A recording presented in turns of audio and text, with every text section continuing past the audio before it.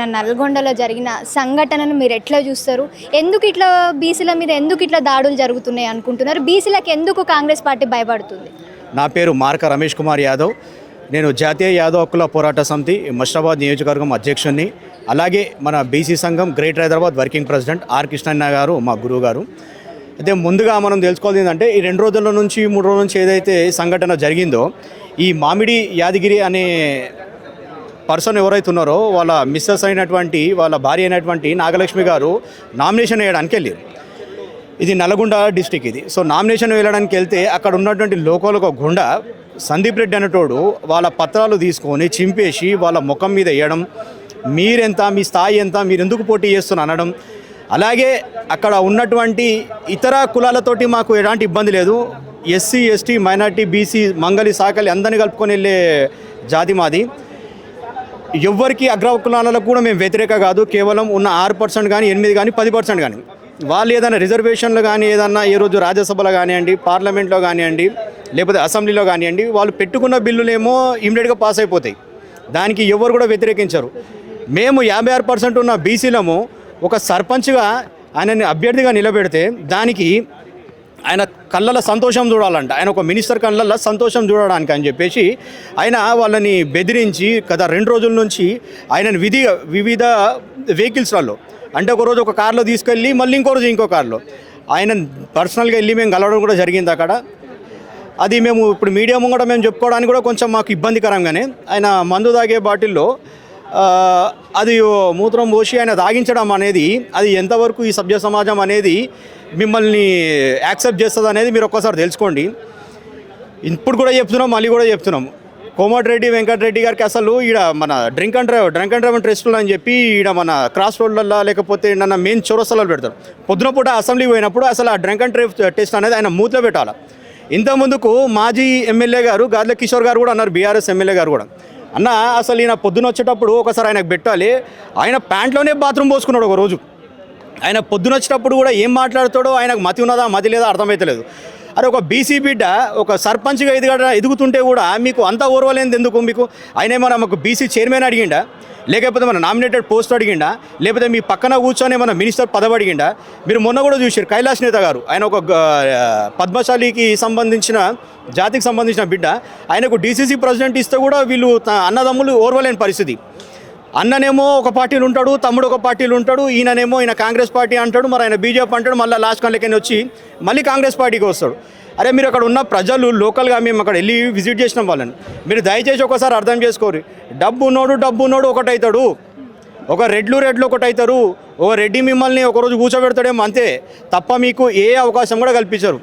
ఒక రాష్ట్రానికి ఈరోజు పెద్ద దిక్కు అయినటువంటి ముఖ్యమంత్రి రేవంత్ రెడ్డి అన్నగారు, అలాగే మా బట్టి విక్రమ్ అన్న గారు, దయచేసి ఈ విషయం మీ వరకు నోటీస్కి వచ్చిందా లేదా తెలియదు. దయచేసి ఒక్కసారి ప్రెస్ మిత్రులు ఉంటారు, లేదా మీకు సంబంధించిన మీకు డిపార్ట్మెంట్స్ ఉంటాయి, వాళ్ళతోటన్నా దయచేసి తెలుసుకోండి. అక్కడ ఉన్నటువంటి ముందుగా ఆ సందీప్ రెడ్డి అనేటోడు వాడు రౌడీ, వాడు ఆల్రెడీ జైలుకి వెళ్ళేసి వచ్చిన ఒక రౌడీ, వాడు ఇంతగానం రెచ్చిపోయి చేస్తున్నాడు అంటే వానికి ఏదో బలమైన శక్తి ఉంటేనే చేస్తాడు. ఇంకోటి ఇప్పుడు వచ్చే ముందు ఒక గంట ముందు కూడా ఒక యూట్యూబ్ ఛానల్లో చూస్తున్నా, అన్నకు మినిస్టర్ ఇచ్చారు, తమ్ముడు రాజగోపాల్ రెడ్డి గారికి మంత్రి పదవి ఇస్తారంట. అది కూడా ఏం మంత్రి పదవి అంటే హోంశాఖ ఇస్తామని చెప్తున్నారు. ఆయన మంత్రి లేకుండానే ఇట్లున్నది పరిస్థితి. రేపు హోంశాఖ మంత్రి పదవి ఇస్తే అసలు ఆ జిల్లాలో ఎవరన్నా తిరుగుతారా?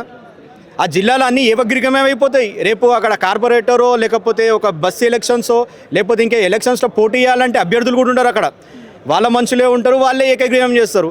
ఇలా నువ్వు 11 స్థానాలు 12 స్థానాలలో 11 స్థానాలు గెలుచుకున్నా అని చెప్పి గర్వంగా చెప్తున్నావు. ఇదే కామారెడ్డిలో వచ్చి మీ రేవంత్ రెడ్డి గారు ఒక డిక్లరేషన్ మీద సైన్ చేసిరు, ఇదే సోనియా గాంధీ గారిని పట్టుకొచ్చిరు, ఇదే రాహుల్ గాంధీ గారిని పట్టుకొచ్చిరు. బీసీలకు 56% అన్నారు, తర్వాత 42% అని చెప్పారు. సరే తర్వాత మీరు 33% అని చెప్పారు.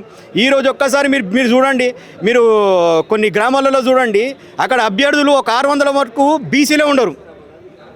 మీరు కొత్తగూడెం కానివ్వండి, లేకపోతే మీరు కామారెడ్డి కానివ్వండి, అక్కడ చూడండి బీసీ అభ్యర్థులు చాలా తక్కువ, వాళ్ళ పర్సంటేజ్ కూడా చాలా తక్కువ, మొత్తం అగ్రకులాల వరకే ఇచ్చిండు. మరి ఇది మీరు చెప్పినటువంటి 33% అని ఇవ్వాలా. ఇప్పుడు మీరు ఒక్కసారి ఆ జనాభా లెక్కలు చూడండి. 12,000 మంది మున్సిపాలిటీలో ఉంటే గ్రామ పంచాయతీలు 2,300 మందికే ఇచ్చిండ్రు. అంటే మిగతా 10,000 మంది ఎక్కడున్నారు? మరి ఎవరికి ఇచ్చారు మీరు? పోనీ ఆ 2,300 మంది పోటీ చేయనికే వాళ్ళకనే మన స్వాతంత్రం ఇస్తురా అంటే వాళ్ళని పట్టుకొనేమో ఒకరికి మూత్రం పోస్తారు, ఒకరి బెదిరిస్తారు, ఒకరిని కిడ్నాప్ చేస్తారు. ఇది కేవలం మనకు వచ్చిన న్యూస్ ద్వారానే మనకు తెలుస్తున్నది. ఇట్లా ఇంకా జరగరాకుండా వాళ్ళు ఇంకా ఎంత బెదిరింపులు ఇస్తున్నారో మీరు అర్థం చేసుకోండి.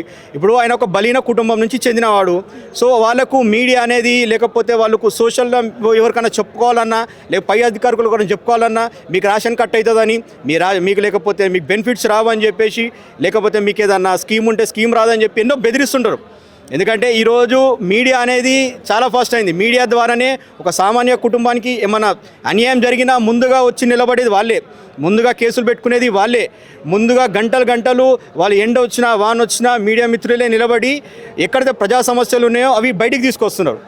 ఇట్లాంటి గుండాలు ఒక గ్రామ పంచాయతీనే ఇట్లా జరుగుతుందంటే రేపు పొద్దున మెట్రోపాలిటన్ సిటీలు ఉంటాయి, రేపు పొద్దున రాష్ట్రాలు ఉంటాయి, లేకపోతే దేశంలో ఉంటాయి. వీడు ఒక్కడు చేసిండని చెప్పి రేపు ఉత్తరప్రదేశ్ అదే జరుగుతుంది, రేపు బీహార్లో కూడా అదే జరుగుతుంది. రాబోయే జిహెచ్ఎంసీ ఎలక్షన్లో కూడా ఇదే విధంగా కిడ్నాపులు చేస్తాం, మేము మీ బెదిరిస్తాం, మీరు వెయ్యనేయొద్దు అంటే ఒక యాదవ్ బిడ్డనే కాదు, అక్కడ ఎస్సీ అయినా సరే, ఎస్టీ అయినా సరే, ఒక మైనార్టీ అయినా, ఒక మంగళి అయినా, ఒక సాకలైనా, ఎవరైనా సరే పోటీ చేసుకునే అధికారం డాక్టర్ బిఆర్ అంబేద్కర్ గారే రాసిన రాజ్యాంగంలోనే ఉన్నది. అది మీరు నేను రాసిన రాజ్యాంగం కాదు, అది రాసింది మన గౌరవనీయులు పెద్దలు డాక్టర్ బిఆర్ అంబేద్కర్ గారు రాసిరు. ప్రజాక్షేత్రంలో ఎవరైనా పోటీ చేయొచ్చు, పోటీలో గెలిపోవటంలో అనేది కామనే. అంతేగాని పోటీ అనేది ఏం మనం బతుకున్న రోజులు 60 సంవత్సరాలు 70 సంవత్సరాలు ఉండే పోస్టులు కావి, 5 సంవత్సరాలు 3 సంవత్సరాలు ఉంటాయి. సో దయచేసి కూడా కోమటిరెడ్డి వెంకటరెడ్డి గారు, మీరు మీ స్థానం చాలా పెద్దది, మీరు రోడ్ రవాణా శాఖ మంత్రివర్యులు, ముందుగా ఆడ రోడ్లు ఏమున్నాయో చూడండి. మేము నిన్న 2 గంటలు చెప్పు మాకు చాలా ఇబ్బంది అయిపోయింది ఆ రోడ్లో కూడా. సో దయచేసి కోమటిరెడ్డి వెంకటరెడ్డి గారు మీకు గుర్తుపెట్టుకుని డిసెంబర్ 5వ తారీఖు రోజు ఎల్లమ్మగూడలో మేమందరం కూడా ధర్నా చేయడం జరుగుతుంది. అలాగే 10వ తారీఖు రోజు గన్ పార్క్ దగ్గర కూడా మేము నివాళులు అర్పించడం జరుగుతుంది. మా యాదవ్ సోదరులు రాష్ట్ర వ్యాప్తంగా కూడా ఈ యొక్క దానికి పూర్తి మద్దతు ఇస్తున్నారు, అన్ని వర్గాల వారు.